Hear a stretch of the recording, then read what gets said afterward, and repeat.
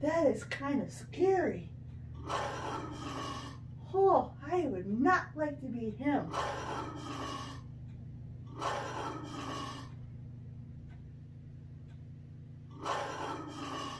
Oh, yeah, I would not like to be him at all. Oh, that is scary. Oh. Oh. Hey kids, oh, you're probably wondering why I was in the dark for a while. Well, I was reading our story today that we're going to be talking about from the Bible, and I kind of just wanted to get an idea of what the guy that we're going to talk about went through. And let me tell you, whew, I would be scared because it sounded scary. And if you listened closely, I bet you could probably guess what animal we're going to talk about today, can't you? Do you think you know what it was?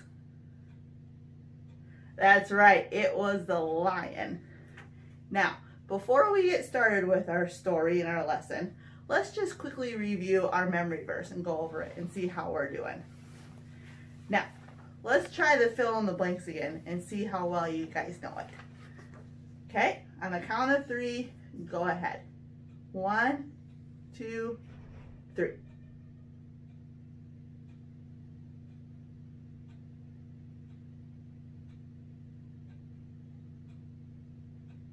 Wow, you boys and girls are getting so good at that. I am so impressed. Let's just say it one more time all together, shall we? And I'll show all the words this time. All right, ready? Lord, show me your ways. Teach me how to follow you. Psalm 25, verse 4. That was excellent, boys and girls. Now, back to our lesson.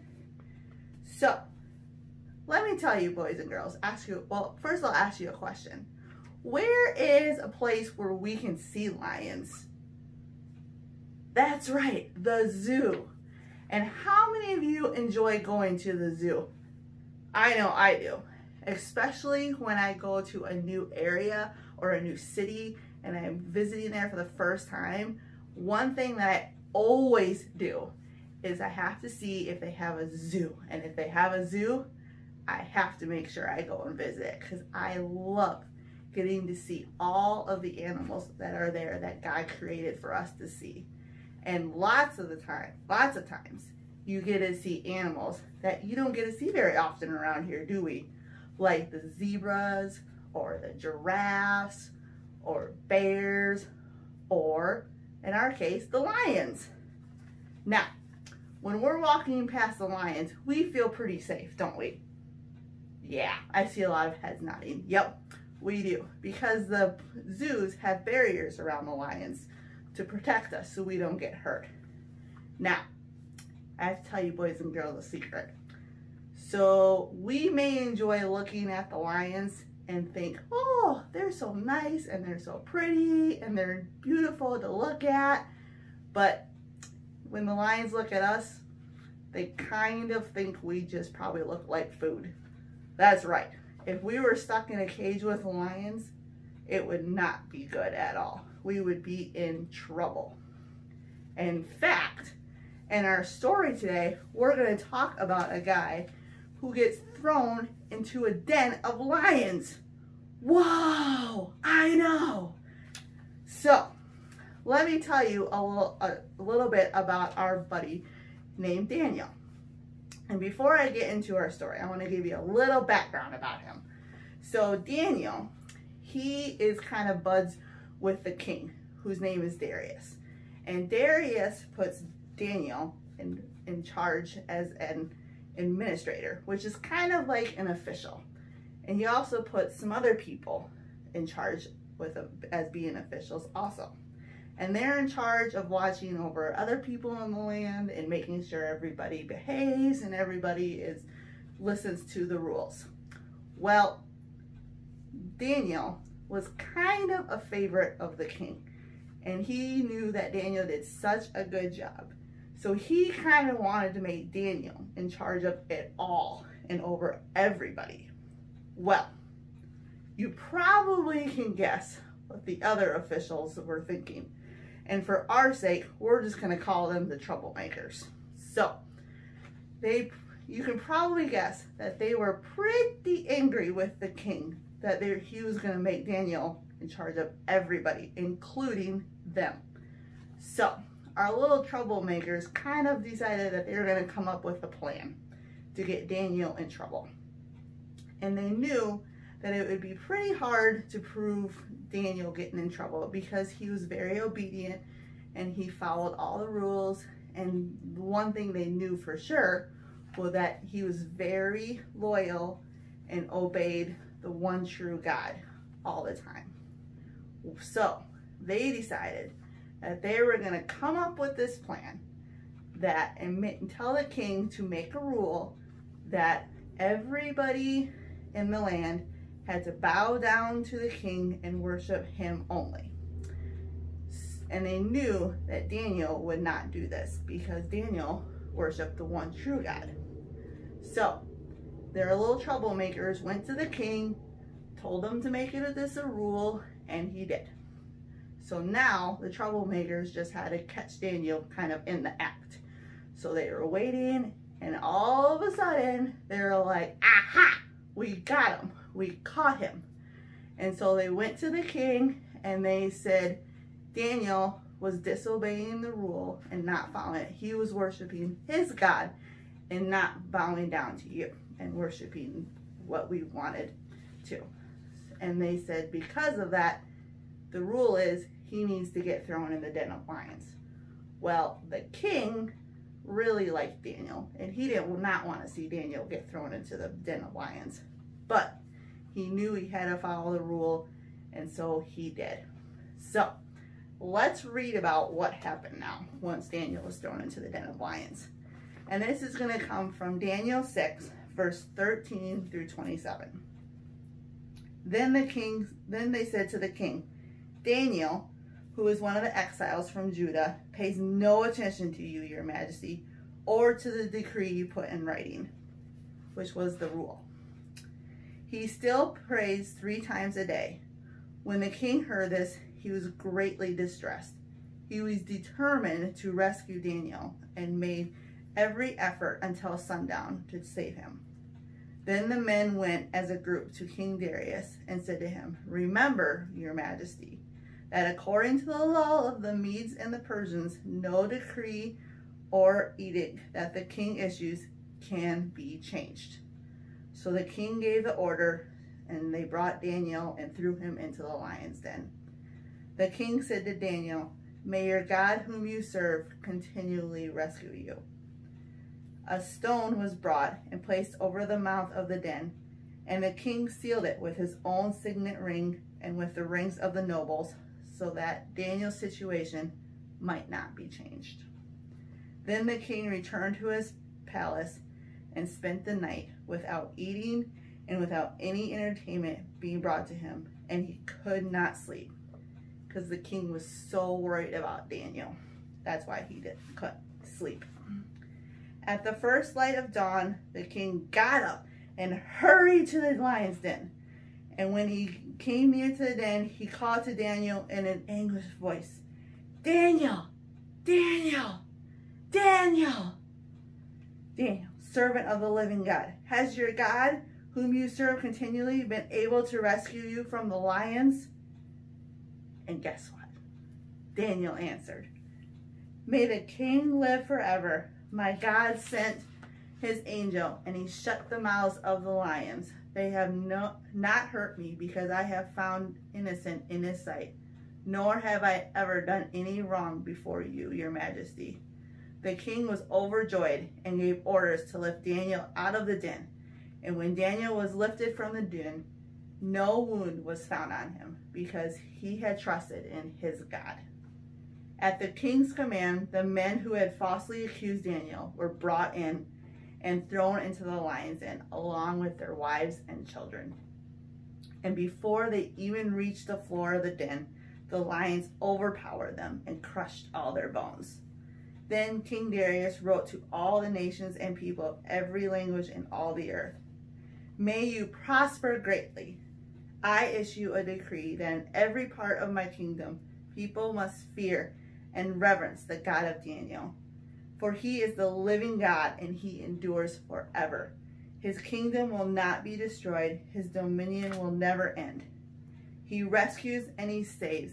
He performs signs and wonders in the heavens and on the earth. He has rescued Daniel from the power of the lions.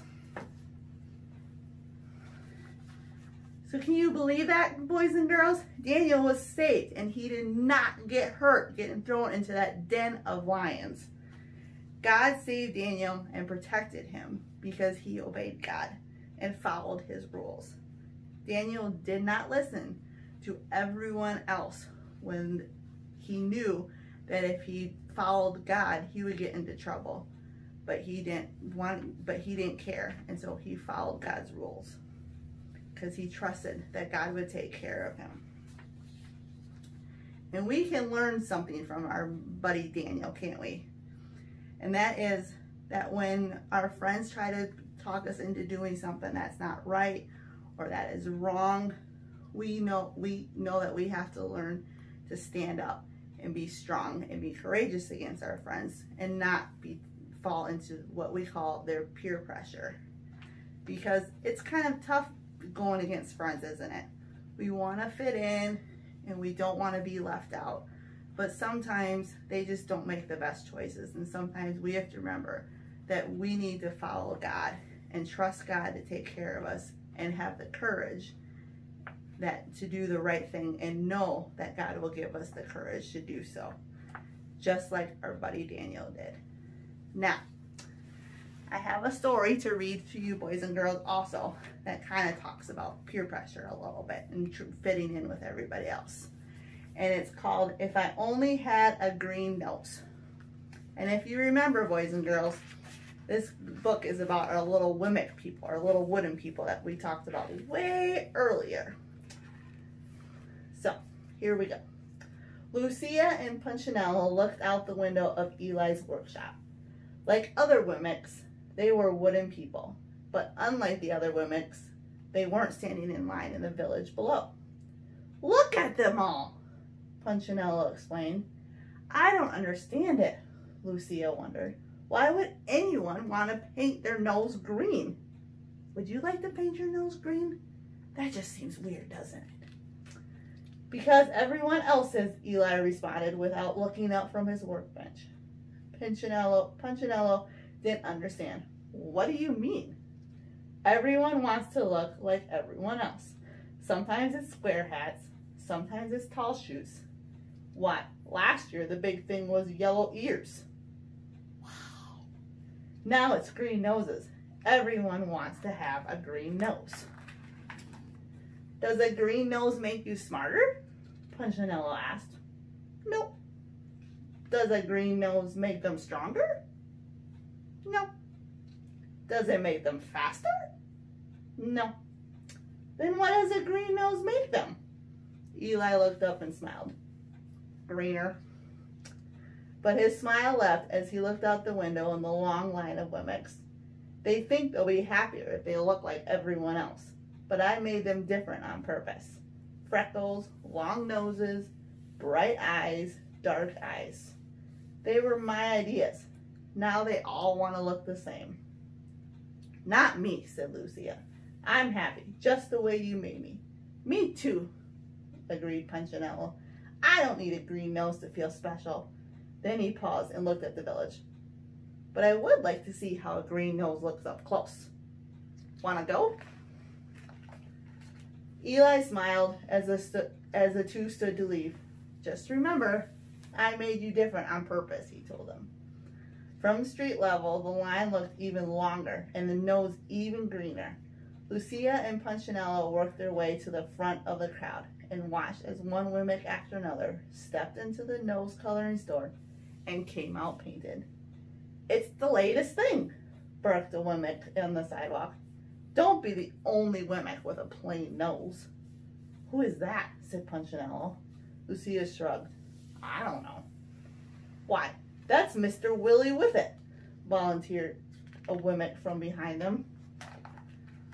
Does he run those nose painting store? Asked Punchinello. More than that, the Wimmick explained. Painted noses were his idea.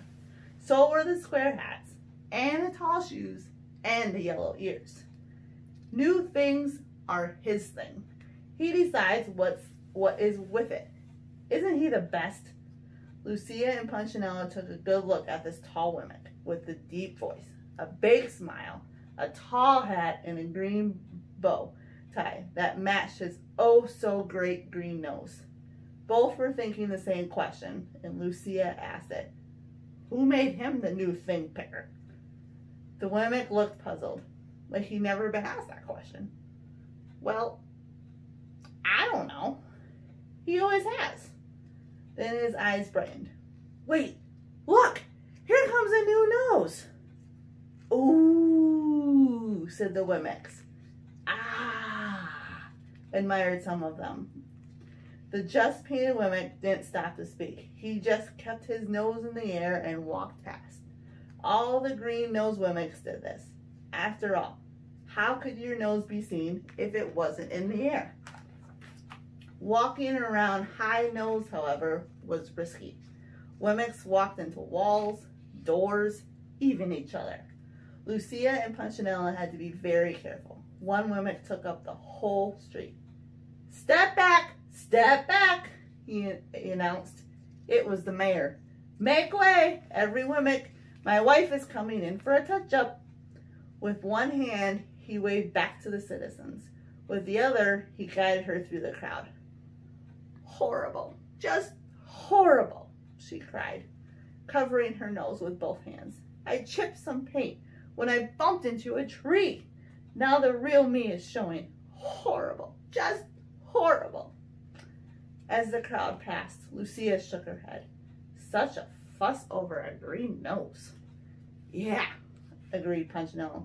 You'll never catch me in that nose coloring store. Oh, Punch, I was hoping you'd go. Punchinello recognized the voice immediately. Twiggy?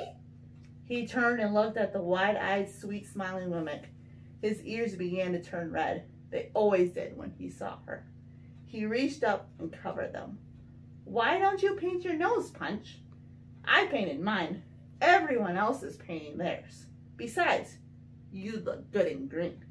Twiggy reached up and touched the tip of his nose. Yours is so cute. With that, she turned and walked away.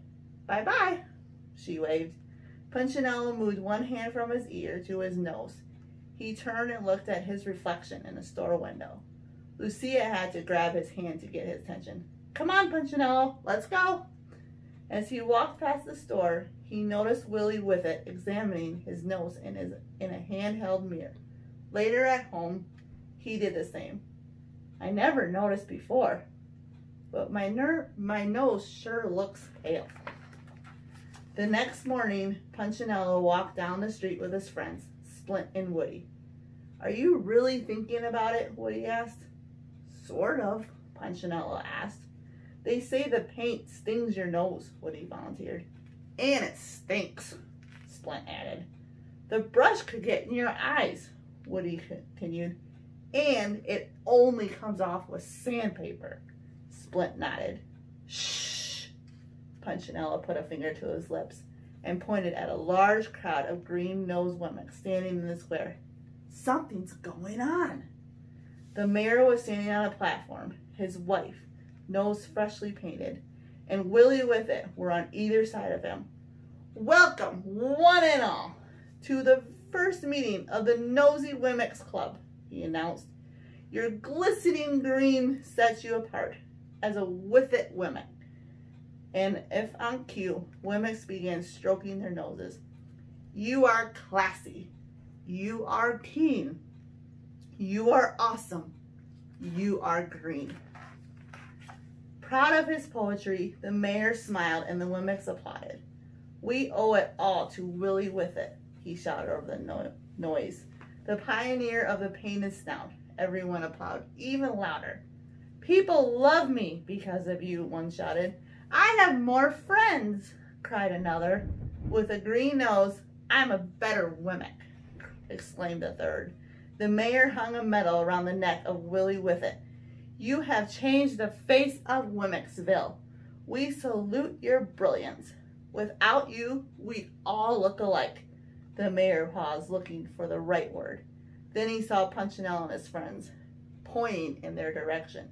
He declared with a scornful laugh, "Ha, ha, them." Everyone else laughed too. Punchinello and his two friends lowered their heads, and they covered their noses. "Let's hear it for Willie with it," shouted the mayor, the Wimmick who discovered the cure for the common nose. As the townspeople shouted and applauded, Woody, Splint, and Punchinello quickly turned and walked away. They didn't stop until they stood in front of the nose coloring shop. Within a matter of minutes, all three were painted and walking down Wimmick Lane. "Hey, Punchinello," asked Splint, pushing his nose upwards. "Am I doing it right?" Punchinello didn't look. "I can't see you, Splint. If I turn my nose, it won't be up in the air." "Whew, this is tough work," Woody added.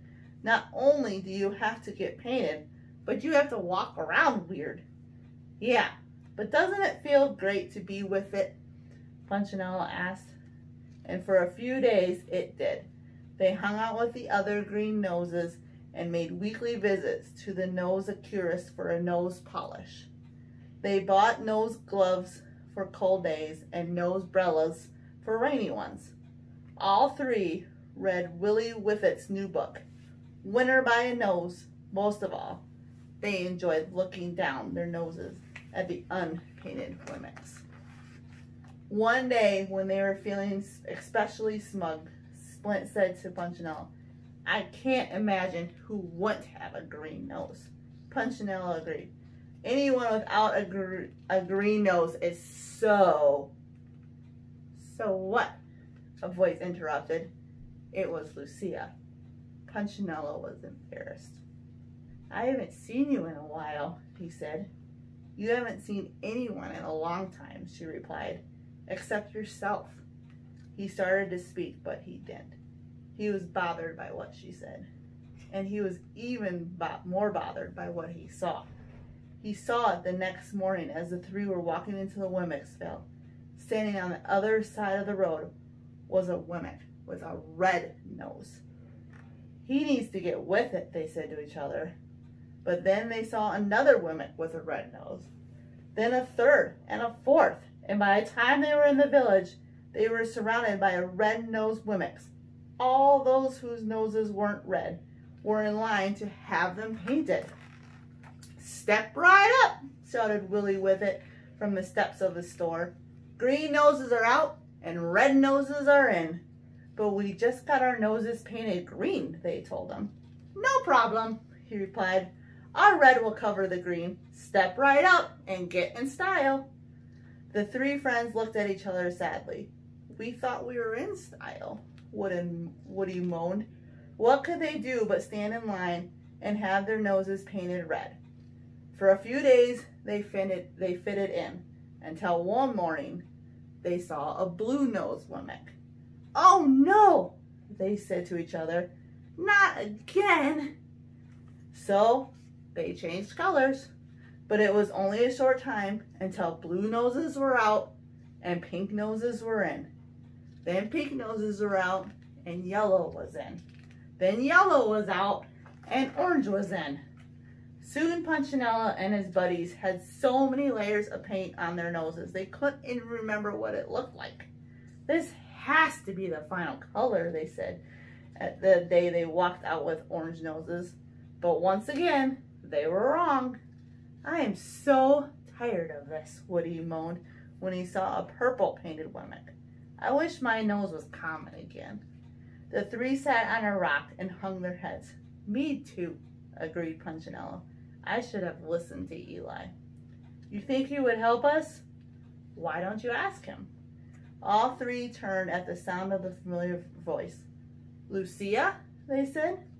"He asks about you every day," she told them.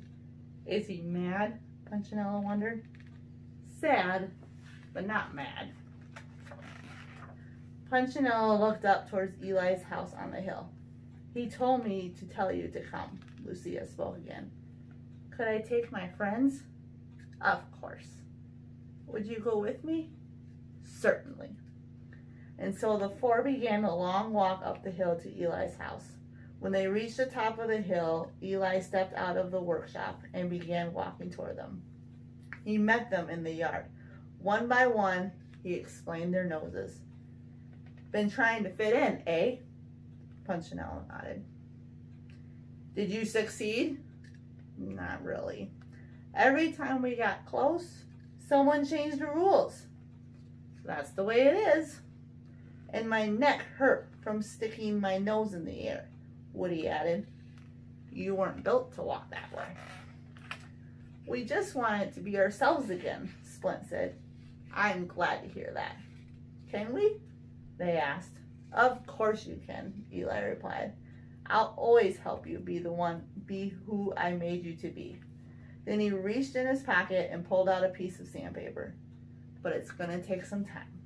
And so Punchinello and his friends followed their maker into his workshop, where he spent the rest of the day removing the paint.